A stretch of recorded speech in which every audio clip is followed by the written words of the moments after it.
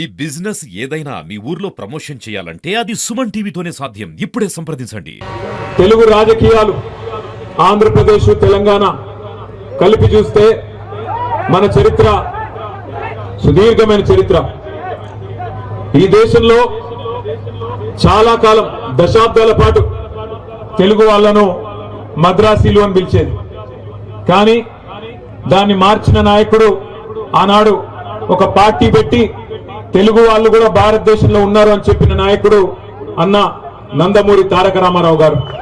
ఆ తర్వాత ఈ దేశంలో తెలంగాణ కంటూ ప్రత్యేకమైన అస్తిత్వం ఉన్నది, ఇక్కడ ఈ దేశంలో తెలంగాణ అనే పౌరుషాల గడ్డ ఉన్నది అని ఎలుగెత్తి చాటిన నాయకుడు మన నాయకుడు గౌరవనీయులు పెద్దలు కేసీఆర్ గారు అన్న మాట నేను గుర్తు చేస్తా ఉన్నా.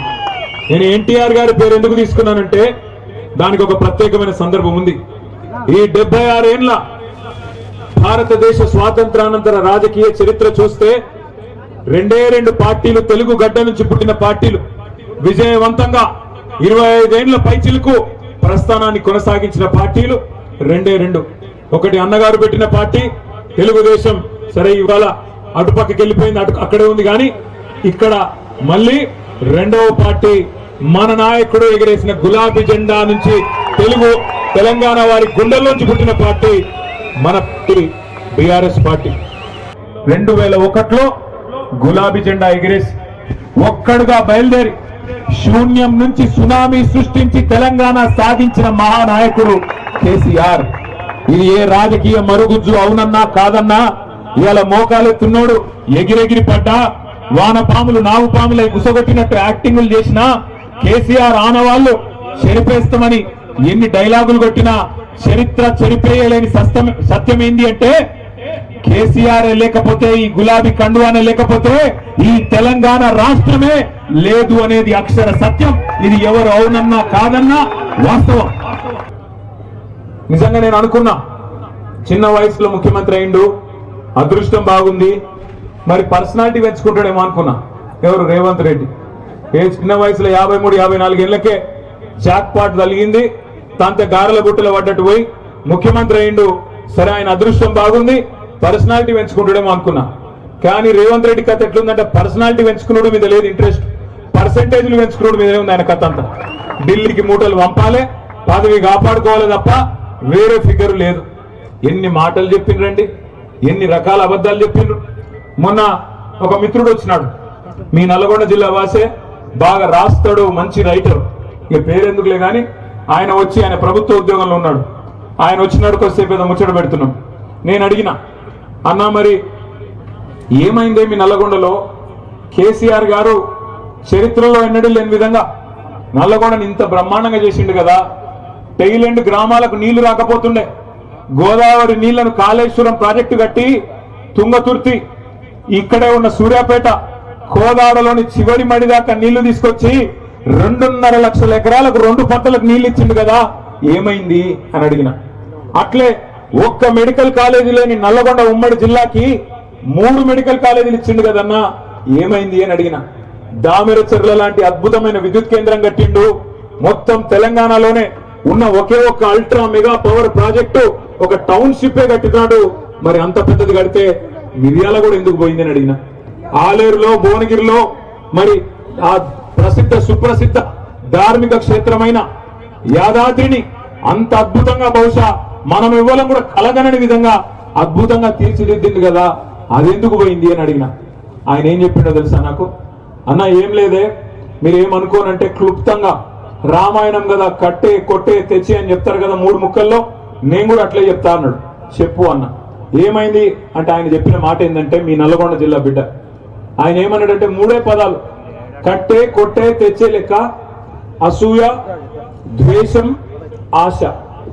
అసూయ ద్వేష ఆశ, ఈ 3 పనిచేసినాయి అన్న అన్నాడు. అంటే ఏంది అని నేను. అసూయ అంటే ఈ మల్లన్నోడు చూసినావు, అబ్బా అధికార పార్టీలకు రాగానే కొత్త కారు కొన్నాడు రా, కొత్త ఇల్లు కట్టిండ్రా, ఆయన కూడా కట్టుకుని ఉంటాడు అనేటోడు. కేసీఆర్ ప్రభుత్వంలో అందరి సంపద పెరిగింది, భూముల రేట్లు పెరిగినాయి, అందరి సంపద పెరిగింది. కానీ మల్లన్న మీద అసూయ పుట్టియాలి. భాస్కర్ రావు గారు కొత్తగా వేసిండు, అమ్మ నిన్న మొన్నటి దాకా ఆయన ఇదివరకు అంగి లేకుండా తిరిగినట్టు బ్రహ్మాండంగా ఆయన ఇదివరకు కూడా కానీ ఇవాళ కొత్తగా ఏదో వేసినట్టు ఆయన మీద అసూయ పుట్టించే విధంగా, స్థానిక నాయకత్వం మీద ఈర్ష్య ద్వేషాలు కలిగే విధంగా ఒకవైపు ప్రచారం, మరొక వైపు ద్వేషం. ఏదో కేసీఆర్ గారు ఈ రాష్ట్రాన్ని ఆయన కుటుంబం కోసమే తెచ్చుకున్నాడు, ఆయన ఎవరిని కలవడట, అహంకారం అట, కుటుంబ పాలనట, లక్షల కోట్లు దోసుకపోయిందంట అని కేసీఆర్ గారి మీద దొరనట, దొరపాలనట అని చెప్పి ద్వేషం నిండే విధంగా అగ్రనాయకత్వం మీద ఇంకోవైపు విష ప్రచారం. మూడవది ఆశ. కేసీఆర్ 10,000 ఇస్తుండు కదా, నేను 15,000 ఇస్తా. కేసీఆర్ ₹1,00,000 ఇస్తుండు కదా పెళ్లికి, నేను తులం బంగారం ఇస్తా. కేసీఆర్ 2,000 ఇస్తుండు కదా పెన్షన్, ముసలోనికో ముసలవకో ఇస్తున్నాడు, నేను ఇద్దరికి ఇస్తా, 4,000 ఇస్తా. మా సోనియమ్మ చెప్పింది వచ్చే నెల నుంచే ఇస్తా అని ఏతుల వెంకటరెడ్డి, ఇక తర్వాత ఇక ఉన్నారు కదా కోతుల ఉత్తమ్ కుమార్ రెడ్డి, ఇటువంటి వాళ్ళందరూ ఎక్కడో అక్కడ కలిగి మొత్తం ప్రజలని ఆశ పెట్టి, నీళ్లున్నాయి, కరెంట్ వచ్చింది, కడుపు నిండా అన్ని వచ్చినాయి, ఇక ఏడన్నా పోతాయా, అవి ఇంకేదో వస్తుందట మీదికెళ్ళి అని చెప్పి ఒక ఆశ పెట్టి.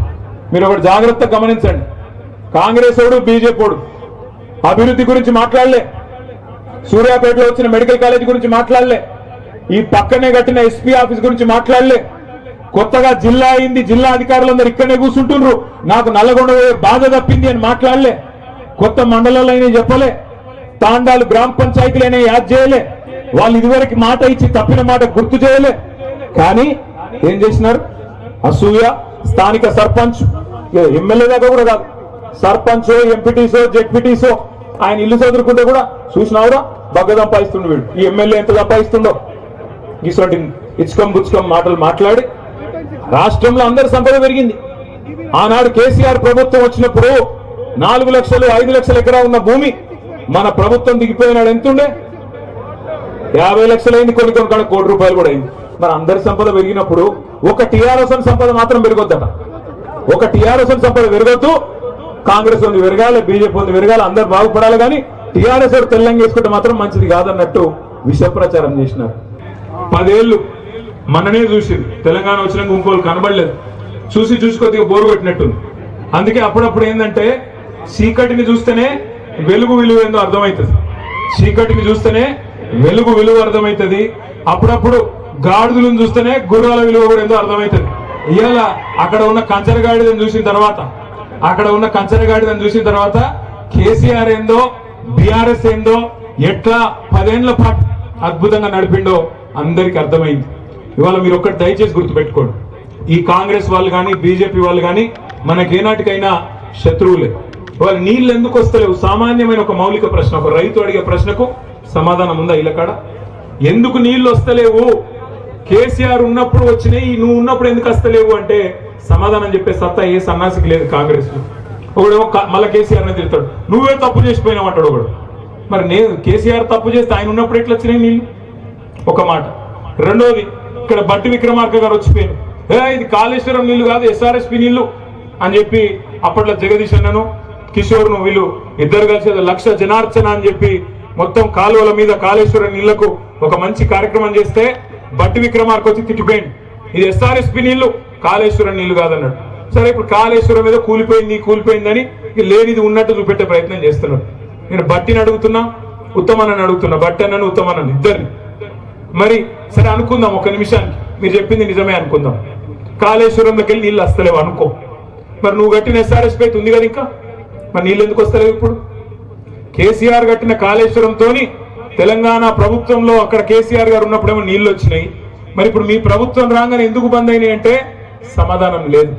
వాస్తవం ఏంటి అంటే కేసీఆర్ గారి మీద గుడ్డి ద్వేషంతో, కేసీఆర్ ఆనవాళ్లను ప్రజలు మర్చిపోవాలనే ఒక గుడ్డి వ్యతిరేకతతో మేడిగడ్డలో ఒక్క పిల్లర్ మీద ఒక చిన్న బర్రె పడితే దాన్ని రిపేర్ చేయకుండా 15-16 నెలల నుంచి ఎండబెట్టి అక్కడి నుంచి నీళ్లు కిందికి ఆంధ్రాకు పోతున్నా ప్రేక్షక పాత్ర వహిస్తూ ఇవాళ మొత్తం లక్షలాది ఎకరాల్లో గోదావరి పరివాహక ప్రాంతంలో, మీ తుంగతుర్తిలో, మీ కోదాడలో, మీ సూర్యాపేటలో, పెన్పహాడ్లో పంటలు ఎండుతున్నాయంటే ఖచ్చితంగా ఇది కాలం తెచ్చిన కరువు కాదు, ఇది కాంగ్రెస్ తెచ్చిన కరువు. రేవంత్ రెడ్డి పాపం ఇవాళ రైతన్నకు శాపం అవుతున్నది. రేవంత్ రెడ్డికి కేసీఆర్ గారి మీద ఉన్న కోపం ఇవాళ రైతన్నకు శాపం అవుతున్నది. జనరల్ సీట్ లో ఎక్కడన్నా ఏ నాయకుడన్నా ఒక దళిత మహిళను 5 ఏళ్లు మున్సిపల్ చైర్మన్ గా ఉన్న పెట్టిన నాయకుడు ఎవరైనా ఉన్నారా? ఇదో మా అన్నపూర్ణమ్మ, ఒక దళిత బిడ్డ, ఆడబిడ్డ, ఆ అమ్మాయిని ఒక జనరల్ సీట్ లో అక్కడ మున్సిపల్ చైర్మన్ చేసిన జగదీశ్వర్ రెడ్డి గారట దళిత వ్యతిరేకట. ఇంతకంటే హాస్యాస్పదమైంది ఇంకోటి ఉంటుందా? ఆమె దించడానికి ప్రయత్నం చేసిన వాళ్ళట మంచోళ్ళట, కానీ జగదీష్ అన్న ఎవరైతే అక్కడ కూర్చోబెట్టిండో ఆయన దళిత వ్యతిరేకట. ఇంకా ఘోరం ఏంటంటే, ఇంకా విచిత్రం, జగదీష్ అన్న ఏమన్నాడు, ఈ సభ మనందరిది అన్నాడు. నేను ఇంకో ఆయన మాట్లాడిండు మజ్లిస్ ఆయన, ఏమన్నాడు ఆయన, ఇది గాంధీ భవన్ లెక్క నడుపుతున్నాం అన్నాడు. మనందరిది అన్న జగదీష్ అన్నేమో ఎత్తవతల వారేసింది. గాంధీ భవన్ లెక్క నడుపుతున్నాం అన్నట్టు కొనుకోమో గంటలు గంటలు మైకులు ఇచ్చి బాకాలు కొట్టించుకుంటున్నారు, డబ్బా కొట్టించుకుంటున్నారు. ఇంతకంటే సిగ్గుచేటు ఉంటుందా? ఇంకోటి దమ్ము లేదా? మజ్లిసుల మీద చర్య తీసుకునే దమ్ము లేదా? ఒక బీఆర్ఎస్ వాళ్ళని మాత్రమే చేసే పరిస్థితి లేదు, కానీ మిగతా వాళ్ళని ఏమనే పరిస్థితి లేదా? దయచేసి నేను మిమ్మల్ని ఆలోచించమని కోరేది ఏంటంటే, ఇలా రాష్ట్ర శాసనసభలో ఒక విచిత్రమైన సన్నివేశం. బీజేపీ కలిసిపోయింది, సిపిఐ అటే ఉంది, మజ్లిస్ అటే ఉంది, కాంగ్రెస్ అంతా ఒక దిక్కే ఉన్నది. ఇవాళ పంచ పాండవుల మాదిరిగా ఆ కౌరవ సభలో 100 మందిని ఎదుర్కొంటున్నది కేసీఆర్ సైన్యం. ఈ గులాబీ దండు మాత్రమే తెలంగాణ ప్రజల ప్రయోజనాల కోసం గొంతెత్తుతున్నది. మళ్ళీ మనమే తప్ప వాళ్ళు కానే కాదన్న మాట నేను గుర్తు చేస్తా ఉన్నా. నేను బడ్జెట్ అయిపోయింది, బయటికి వస్తున్నా, పేరొద్దులే గాని ఒక కాంగ్రెస్ సీనియర్ ఎమ్మెల్యే కలిసిండు. కలిసి నేనన్నా, ఏమన్నా 100 రోజులు అంటిది, ఏమైనా 6 గ్యారంటీలు అన్నా. 100 రోజులు అన్నా, మొదటి 100 రోజులు అనలేదు కదా, ఆఖరి 100 రోజులు ఇస్తామంటుండు. ఇవన్నీ ప్రజలకు చెప్పాలి. ఆఖరి 100 రోజులు ఇస్తారట అంటే ఎంత లంగలో చూడదు కదా. అంటే ఇట్లాంటివన్నీ మనమే చెప్పాలి ప్రజలకి, ఇంకెవరో చెప్పరు. వాళ్ళ ఆలోచన ఎట్లుందంటే, కాంగ్రెస్ వాళ్ళది ప్రజలను అమాయకులు అనుకుంటా ఉన్నారు. లాస్ట్ 1 year లో ఏదో ఇచ్చినట్టు చేస్తే ప్రజలు మళ్ళా గుద్దుతారు మనకే అనే ఒక అపోహలో, ఒక అమాయకత్వంలో కాంగ్రెస్ వాళ్ళు ఉన్నారు. అందుకే రేపు స్థానిక సంస్థల ఎన్నికలు కావచ్చు, లేదా రాబోయే రోజుల్లో జరగబోయే ఉప ఎన్నికలు కావచ్చు, ఆ తర్వాత వచ్చే రాష్ట్ర శాసనసభ ఎన్నికలు కావచ్చు, అన్నిటిలో కూడా తిరిగి గులాబీ జెండా ఎగరాలి అంటే మీరే తప్పకుండా ఎక్కడి వాళ్ళు అక్కడ ఒక కేసీఆర్ లాగా గ్రామ స్థాయిలో కథానాయకులే విజృంభించాలి. దానికి మొదటి అడుగు ఏప్రిల్ 27 నాడు చలో వరంగల్. మరి అందరం పోదామా వరంగల్ కి? బండెంకో బండి గట్టి బయలుదేరదామా? మళ్ళీ ఒక్కసారి మీ అందరికీ కూడా మళ్ళీ సూర్యాపేటకు వస్తా, మళ్ళీ మండలాల వారీగా కూడా కూర్చుందాం, శిక్షణ శిబిరాల్లో కూడా కలుసుకుందాం. ఈ సంవత్సరం అంతా కూడా పోరాట నామ సంవత్సరంగా ముందుకు పోదామని చెప్పి తెలియజేస్తూ జై తెలంగాణ.